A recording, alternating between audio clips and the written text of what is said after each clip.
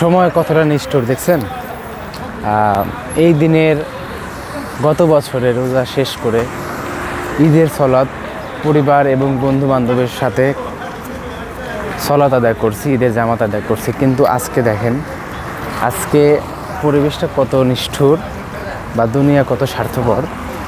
দেখেন আজকে কোথায়, আজকে কোনো বন্ধু বান্ধব নেই, অচেনা জায়গায়, ঘোরার কোথাও জায়গা নেই, বন্ধু বান্ধবের সাথে যে কোথাও যাব সেই জায়গাটা নেই। যেখানে রোজা শেষ করার পরে সলাত আদায় করার পরে আমরা কোথায় যাব, হোন্ডা নিয়ে কোথায় ঘুরতে যাব, এইগুলা নিয়ে সবসময় পড়ে থাকতাম, মজা করতাম, ঘুরতে যাইতাম। কিন্তু দেখেন এখানে আসি কিচ্ছু নেই, একদম এক কথায় এতিমের মতো, কিছুই নেই। সলাত আদায় করলাম, রুমে যাচ্ছি, রুমে গিয়ে ঘুমাবো, হয়তো কিছু খাওয়া দাওয়া হবে, এতটুকু, এছাড়া আর কিছুই নেই।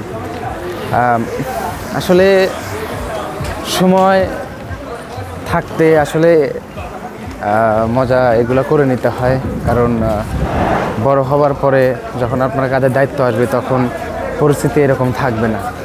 তাই আমার যত এলাকার ছোট ভাই বাদার আছে তাদেরকে আমি বলবো যে সময় থাকতে তোমরা বন্ধু বান্ধবের সাথে ঘুরো, এলাকার ফ্রেন্ড সার্কেলকে সময় দাও, পরিবারকে সময় দাও, হয়তো বড় হলে এই সময়টা থাকবে না ইনশাল্লাহ।